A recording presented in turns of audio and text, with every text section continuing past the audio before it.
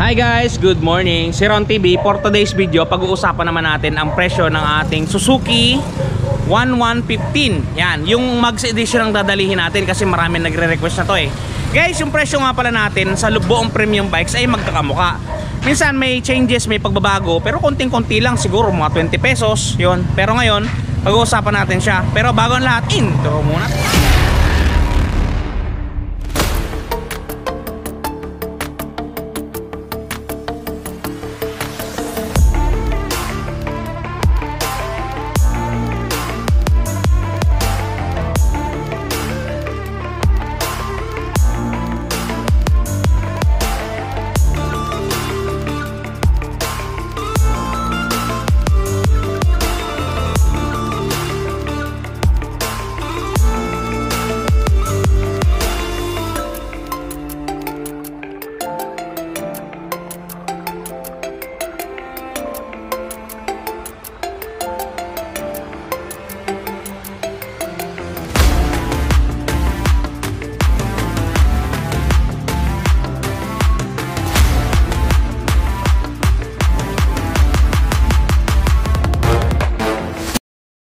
Hi guys, ayun nga, pag-uusapan natin ngayon ang Suzuki Smash. Yung Max Edition ang pag-uusapan natin guys ay yung Max Edition. Okay guys, ang sasabihin natin ngayon, mga presyo nila ay yung updated ngayong araw. Ang date ngayon ay August 21, 2023. Yan. Bali, ang babanggitin ko sa inyong mga presyo ay yung nadidak na ang ating mga rebates ha. Ang rebates nga pala natin dito ay pagka 3 years 200, pagka 2 years 300, at pag 1 year ay 100. Okay, yan, usapan natin muna ang kanyang SRP. Ang SRP ng ating motor na ito ay 66,400 pesos. SRP yun guys ha. Ngayon yung SRP na yun guys, may additional pa yun syempre. Gagawa lalo ngayon ang registration ng mga dealer o ng mga nagbebenta ng motor ay 3 years na. O guys, tama yung narinig nyo, 3 years na ang buhay ng mga registration ng mga bagong motor na ilalabas. Simula ngayon onwards. Okay ha? Ngayon onwards, hindi pabalik.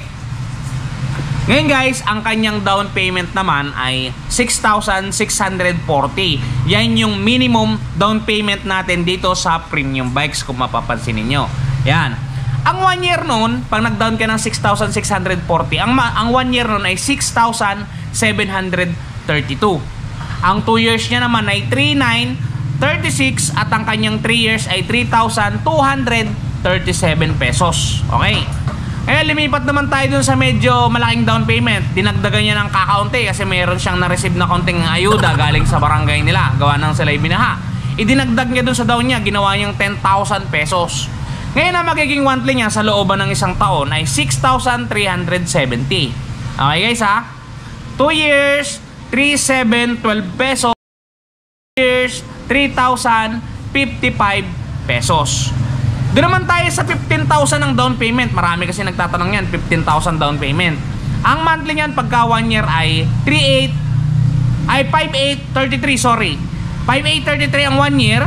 Ang 2 years niya ay 3,379 at ang kanyang 3 years ay 2,784 pieces. Doon naman tayo sa nakapagbenta ng mga konting tanso, dinagdag nila doon sa pang down payment nila. Ayun, ginawa nilang 20 mil. Yan, ang magiging monthly niyan sa 1 year ay 5,295. Sa 2 years naman ay 3,034 at sa kanyang 3 years ay 2,514 pesos. Doon naman tayo sa naka-receive ng loan sa SSS, yan, dinagdag niya rin sa pang down niya. Ginawa niyang 25,000 pesos.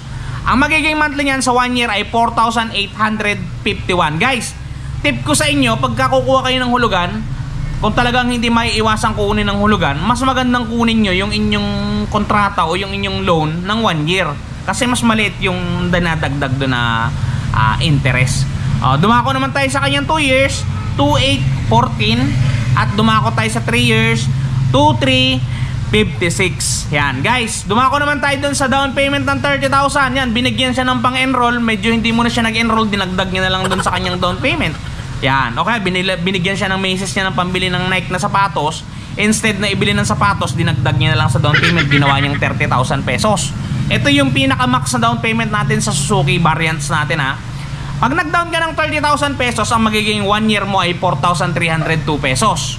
Ang iyong 2 years naman ay 2,469 at ang iyong 3 years ay 2,073. Guys, ang tinatakil natin ngayon ay yung Smash na mags, pero yung computation ng kanyang monthly dun sa Rayos o drum brake at saka dun sa disc brake, konti lang yung diferensya naman.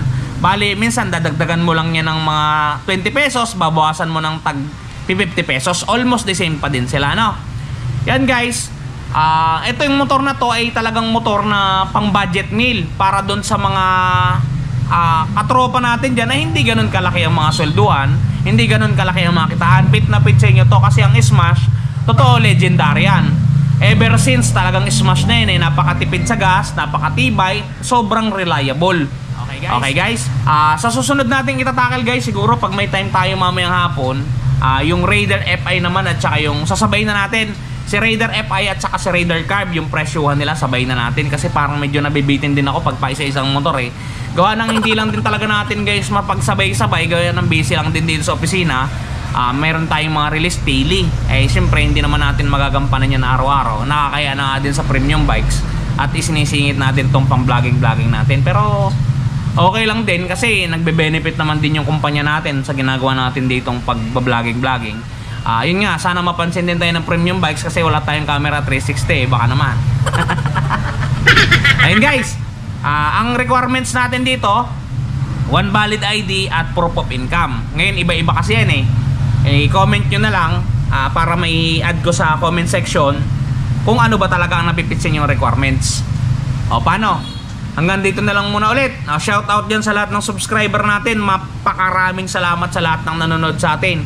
Yun, medyo nag-i-improve ang mga video natin. Hindi na tayo mababa sa 1,000 views everyday. Medyo tumataas-taas na siya. Magandang pangitain yan para sa ekonomiya natin yan. Ayun guys, hanggang dito na lang ulit. Si Ron TV nagsasabing mag-iingat kayo palagi at palagi kayong magpakasaya. Cheers!